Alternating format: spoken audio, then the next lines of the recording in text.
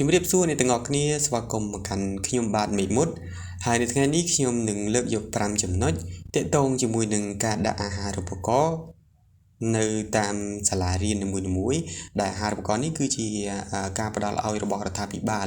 តាមរយៈក្រសួងអប់រំយុវជននិងកីឡាខ្ញុំចាំបានថានៅកំឡុងពេលដែលយើងរៀនទី12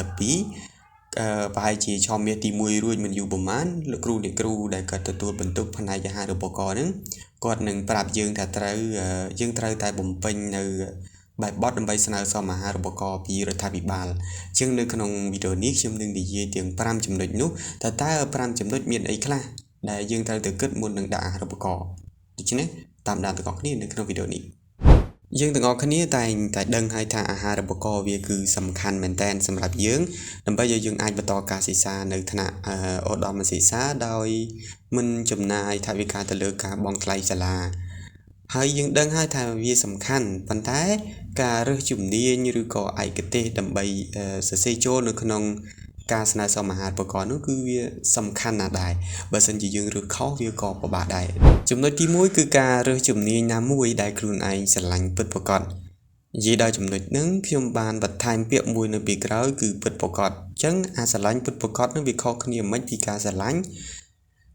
ជំនាញខ្លះពេលដែលយើងគ្រាន់តែយើងឮមកពីគេយើងមើលទៅវាហាក់វាអស្ចារ្យឬក៏វាលយយើងចាប់ផ្ដើមស្រឡាញ់នៅជំនាញមួយហ្នឹងប៉ុន្តែ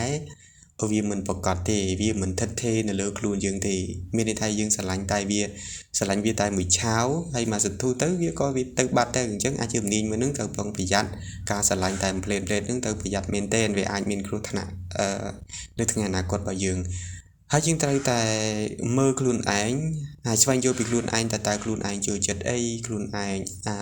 មានស្នាដៃខាងអីខ្លះហើយបកកាយខាងអីអញ្ចឹងទៅយើងអាចសម្រេចចិត្តមួយរើសយកជំនាញណាមួយដែលខ្លួនឯងអាចធ្វើបានឬក៏ស្រឡាញ់ពិតប្រាកដយកបដាក់នៅក្នុងសេចក្តីស្នើសុំអាហារូបករណ៍នេះមិនមែនយើងចេះតែដាក់ទេព្រោះអាហារូបករណ៍តែដាក់ហើយតែជាប់ហើយគឺរៀនហើយយើងអាចទៅដូរអាហារូបករណ៍ឲ្យបានទៀតទេទាំងអស់គ្នាអញ្ចឹងត្រូវប្រយ័ត្នមុននឹងយើងរើសយកជំនាញណាមួយទៅដាក់នៅក្នុងការសរសេរនោះចំណុចទី2គឺការពិចារណាលើជំនាញដែលសង្គមកំពុងតែត្រូវការចំណុចនេះគឺវាសំខាន់មួយដែរសម្រាប់យើងពិចារណាក្នុងការរើសជំនាញបើសិនជាយើងរើសជំនាញមួយដែលសង្គមមានការងារតិចឲ្យយើងធ្វើវាក៏ពិបាកដែរព្រោះកាលណាយើងរៀនចប់ហើយយើងអត់សូវមានការងារដូចថាវាប្រកួតប្រជែងការងារច្រើនដើម្បីយើងចូលទៅធ្វើការឬក៏យើងអាចនិយាយបានថាការងារចង្អៀតក្នុងការចូលទៅហើយមួយវិញទៀតការងារដែលសង្គមកំពុងតែត្រូវការគឺមានន័យថាវាទូលំទូលាយណាស់យើងកាលណាយើងរៀនខាងជំនាញនឹងហើយយើងអាចធ្វើការបានដោយសារតែមិនសូវមានធនធានមនុស្សច្រើននៅក្នុងសង្គមទាក់ទងជាមួយនឹងផ្នែកខាងនោះអញ្ចឹងយើងពេលយើងរៀនចប់យើងក៏អាចធ្វើជំនាញនឹងបានដែរគំនិតមួយទៀតថាកាលណាយើងស្រឡាញ់ជំនាញនឹងហើយកាលណាយើងងប់ងល់ជាមួយនឹងជំនាញនឹងហើយបើទោះបីជាយើងរៀនចប់ហើយគ្មានការងារធ្វើល្អឬក៏គ្មានប្រាក់ខែចាយក៏ដោយក៏យើងនៅតែតស៊ូរៀនដែរពីព្រោះអីពីព្រោះយើងស្រឡាញ់វាហើយយើងចូលចិត្តវាមែនទែនហើយយើងមិនអាចទៅរករៀនជំនាញណាផ្សេងទៀតទេអញ្ចឹងយើងនៅតែបដិញ្ញាចិត្តថារៀនជំនាញមួយនោះទៅវិញហើយខ្ញុំនៅតែជឿថាជំនាញណាក៏ដោយឲ្យតែយើងខំប្រឹងរៀនឬក៏យើងស្រឡាញ់យើងពេញចិត្តយើងតស៊ូជាមួយជំនាញនឹងហើយខ្ញុំជឿថាវាមិនអត់ទេការងារនៅតែមានសម្រាប់យើងអ្នកដែលខិតខំតស៊ូរៀនសូត្រនឹង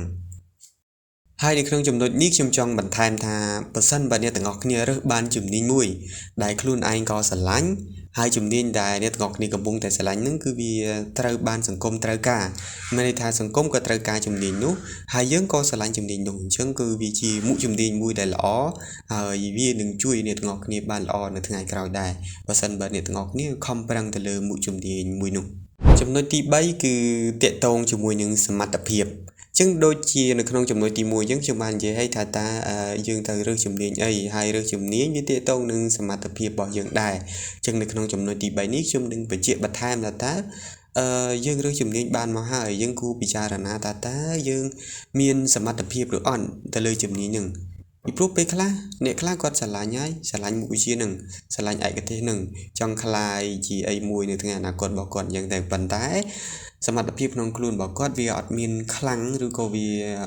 អត់មានជាដើមទុនដើម្បីទៅរៀននៅមុខវិជ្ជានឹងបន្តទេមានថាគាត់ខ្សោយទាក់ទងជាមួយនឹងការរៀនជាមួយពួកនោះដោយសារអី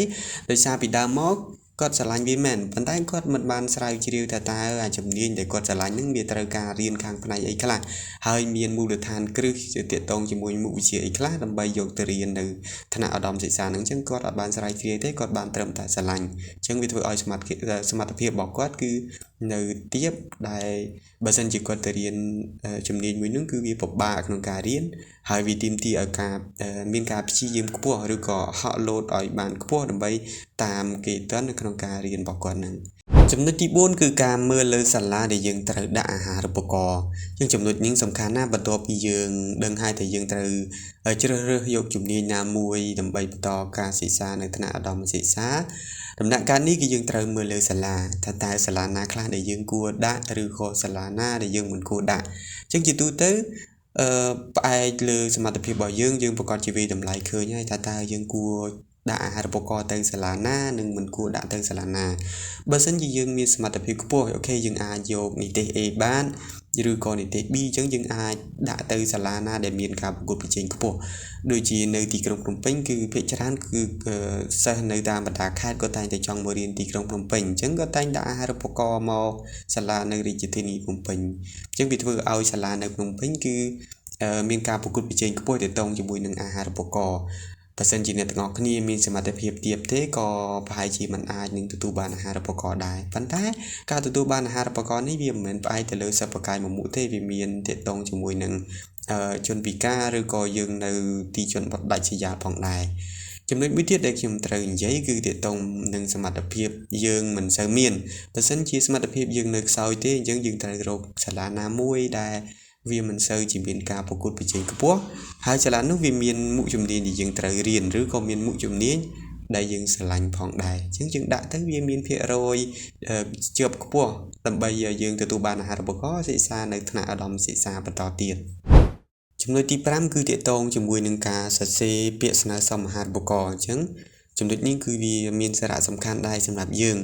ត្រូវតែធ្វើម៉េចសរសេរវាឲ្យស្អាតមានរបៀបបើទោះបីជាអក្សរយើងមិនសូវស្អាតក៏ដោយប៉ុន្តែយើងសរសេរទៅឲ្យគេមើលដាច់ឲ្យគេមើលយល់ទៅ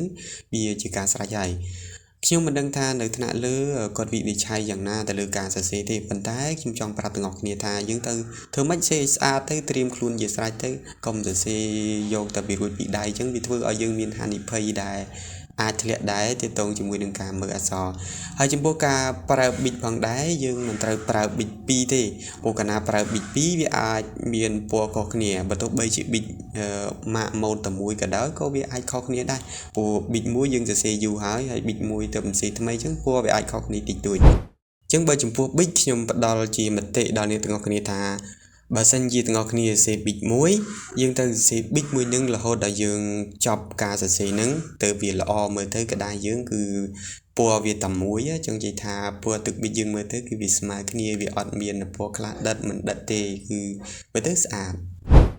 ឥឡូវនេះ5ចំណុចរបស់យើងក៏ត្រូវបានបញ្ចប់ហើយខ្ញុំសង្ឃឹមថាវីដេអូមួយនេះក៏ដូចជាចំណេះដឹងបន្តិចបន្តួចរបស់ខ្ញុំវាអាចផ្ដល់ជាប្រយោជន៍មួយទៅកាន់អ្នកទាំងអស់គ្នា